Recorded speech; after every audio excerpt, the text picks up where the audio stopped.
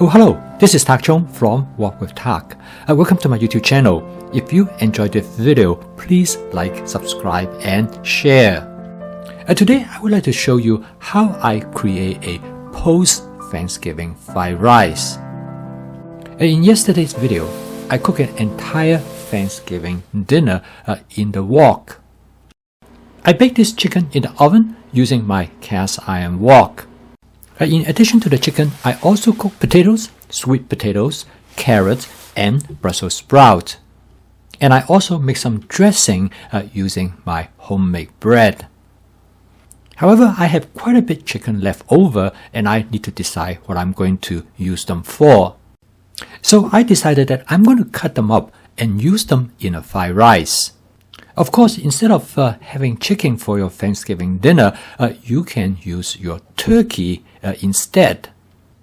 Since my wife does not like the flavor of cold turkey or chicken, this is a good compromise. I cut up the chicken into relatively large pieces so they could be quite distinctive in flavor in the fried rice.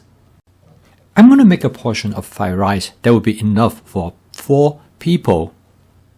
And everybody loves eggs in a fried rice, at least in my family, so I'm going to use 6 eggs.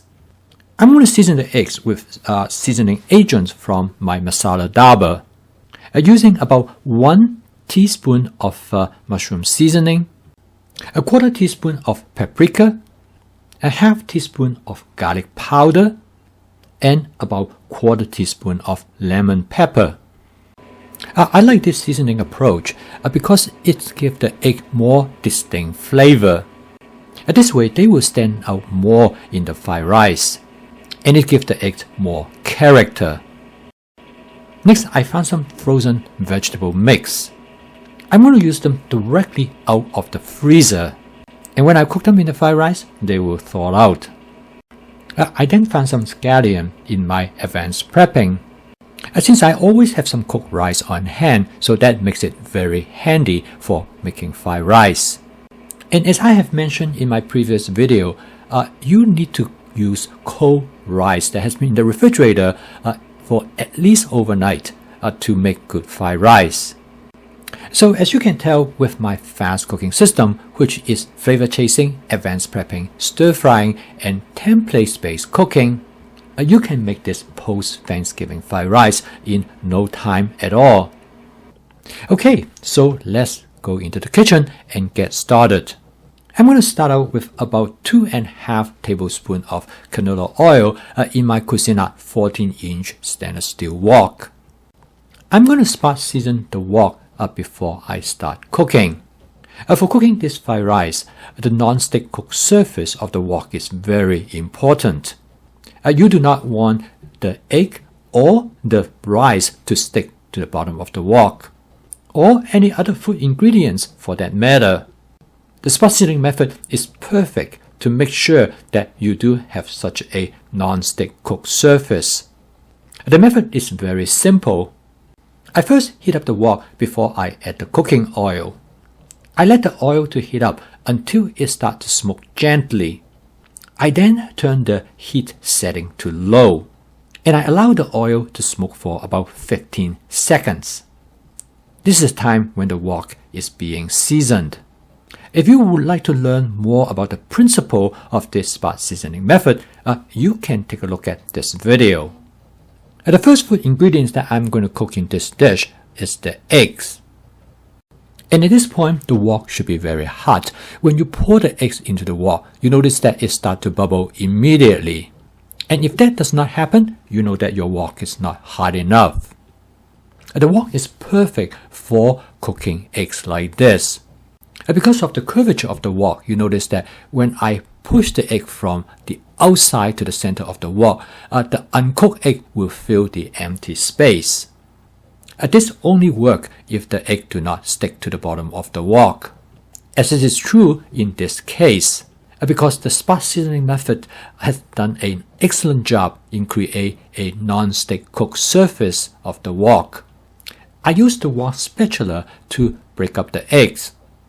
My wife liked the distinct flavor of the eggs, so I'm going to scramble the egg and I'm going to cook them into a firm texture. And this will allow the egg to stand out more in the fried rice. As some people like the egg have a softer texture, so they could blend better with the fried rice. So in this case, you can make adjustment accordingly based on how you prefer the texture of the eggs. A texture is an important part of flavor, so in this case, it's an example of flavor chasing. And next, I add 2 cups of cooked jasmine rice that has been in the refrigerator for about 48 hours. I always have some cooked rice ready in the refrigerator, mainly for the purpose of using them to make fried rice. I use my hamburger meat chopper to break up the rice. Instead of breaking up the rice from the middle, I break it up from the side. This is a great tool for breaking up fried rice. It will reduce the mess that you might otherwise make if you use the wok spatula. Adding the rice over the cooked egg is a great trick to prevent the rice from sticking and burning to the bottom of the wok. The egg actually serves as a buffer. It coats the rice with oil and prevents them from sticking to the wok. I next add the frozen vegetable directly to the ingredients in the wok. By doing this, it saves me some time. And in my opinion, it also maintains their flavor better if you thaw them out in the microwave oven instead. Okay, so here comes the hard work. You want to stir fry the contents for about 2 to 3 minutes. And by this time, you should turn the heat to medium or medium-low. And while you stir, at the same time, you might as well to clean the wok by using the wok spatula to scrape off any food ingredients might have stuck to the bottom of the wok. So far, so good. There are very few food ingredients got stuck. And the bottom of the wok surface actually looked pretty good. This is actually quite a bit of work. In the beginning, your arm might feel tired, and you might stir slower than what you would like. In this case, make sure you turn down the heat. Otherwise, things might get burned. Next to go into the wok is the chicken. And by this point, the frozen vegetables are pretty much thawed and warm up to the temperature of the rice. Since the chicken is already cooked, all it has to do right now is to bring everything up to the right temperature before serving. The wok is getting quite full by now, and turning all the ingredients in the wok is going to be a fair amount of effort. Again, the level of heat that you're going to set for the stove is going to be dependent on how fast you can turn the ingredients. You can keep the heat at high if you could turn the ingredient rapidly. Otherwise, keep the heat at low or medium-low for a moderate amount of effort. Every time when I cook a dish like this, I appreciate that I have a larger wok, which is a 14-inch wok. I will have problem with any wok with a smaller capacity. With a larger wok like this, I have no problem in keeping everything inside the wok and to prevent any spillage.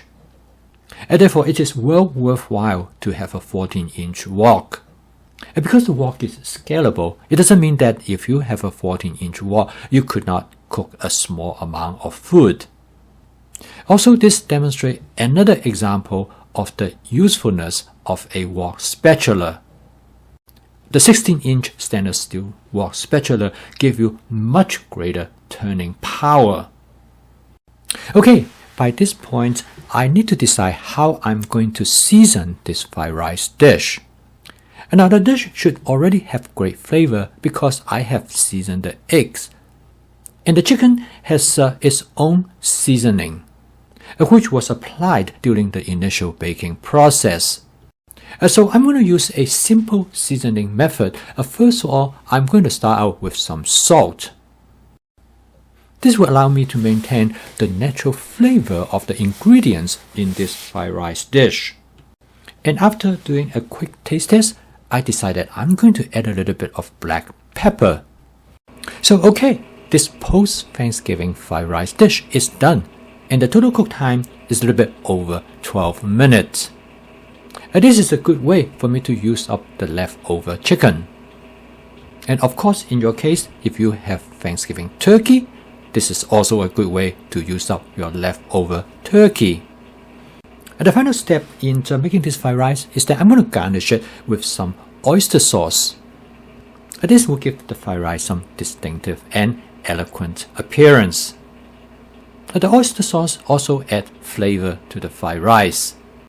And finally, I garnish the fried rice with some scallions.